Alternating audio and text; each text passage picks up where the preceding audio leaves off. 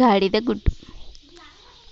ఒకసారి పరమానందయ్య గారు శిష్యులకి అనాథ ప్రేత సంస్కారం వల్ల 1,000,000 యజ్ఞాలు చేసిన ఫలితం వస్తుందని చెప్పారు. దాంతో వాళ్ళు ఎప్పుడైనా అనాథ శవం లభిస్తే దానికి దహన కార్యాలు చేసి బోల్డ్ పుణ్యం సంపాదించుకోవాలని నిర్ణయం చేసుకున్నారు. ఒకరోజు పరమానందయ్య గారు తన శిష్యుల్ని రామాపురం అనే ఊరికి ఏదో పని మీద పంపించారు. సరే, శిష్యులు ఆ పని పూర్తి చేసుకొని తిరిగి ఇంటికి వస్తుండగా వాళ్ళకి వీధి ప్రక్కగా పడి ఉన్న ఒక గాడిద శవం కనిపించింది. ఆ శవాన్ని చూసిన శాస్త్రి శర్మతో ఇలా అన్నాడు, ఒరే శర్మ, ఈ గాడిద అనాథేనంటావా అన్నాడు.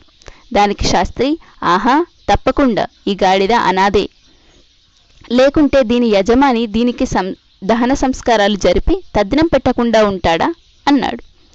అప్పుడు శాస్త్రి మిగిలిన శిష్యులందరినీ పిలిచి, ఒరే అన్నలు, మొన్న గురువుగారు అనాథ ప్రేతానికి దహన సంస్కారాలు చేస్తే 1,000,000 యజ్ఞాలు చేసిన ఫలం వస్తుందని చెప్పారు, గుర్తుందా? అదిగో గాడిద కళేబరం, దానికి దహన సంస్కారాలు చేద్దాం, మనకి చాలా పుణ్యం వచ్చి పడుతుంది అన్నాడు. అంత చిన్న పనికి చాలా పుణ్యం వస్తుంటే వద్దు అనడానికి పరమానందయ్య గారి శిష్యులేమైనా తెలివి తక్కువ వల్ల? అందుకే గాడిదకి దాన కర్మలు చేయడానికి అంగీకరించారు. సరే, గాడిద శవాన్ని గోదావరి గట్టున తగలేస్తే అది నేరుగా స్వర్గం వెళ్ళదు అని ఒక గొప్ప సలహా వదిలాడు శాస్త్రి అనే శిష్యుడు. అందరికీ ఆ సలహా నచ్చింది. సరే, ఇది బాగానే ఉంది, కానీ గాడిద శవాన్ని గోదావరి గట్టు దాకా ఎలా మోసుకెళ్ళాలి అన్నాడు సుబుద్ధి అనే శిష్యుడు విచారంగా.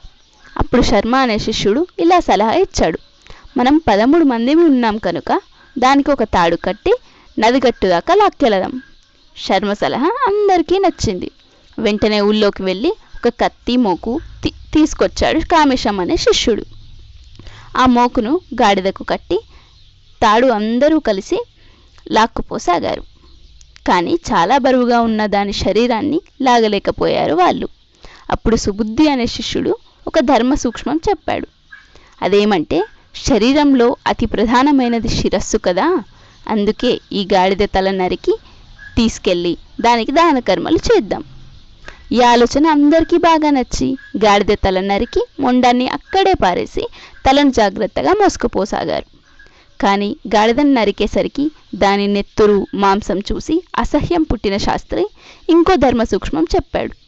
అదేమంటే, అన్ని ఇంద్రియాలలోకి కళ్ళు ప్రధానం కనుక గాడిద కన్ను పెకిలించి ఆ కన్నుకి దాన సంస్కారం చేద్దామన్నాడు. ఆ గాడిదకి అప్పుడే ఒక కన్ను లేదు కనుక ప్రస్తుతం ఉన్న ఒక్క కన్నునే తీసుకొని గాడిద తలను ప్రక్కనే పారేసి కన్నుకు శవ సంస్కారం చేద్దామని బయలుదేరారు. అలా శిష్యులంతా గోదావరి గట్టుకు చేరారు. ఇంతలో ఎవరో ఎదురై పరమానందయ్య గారి శిష్యుల్ని చూసి, ఏంటి బాబు ఇలా వెళ్తున్నారు, మీ చేతిలో ఉందేమిటి అన్నాడు.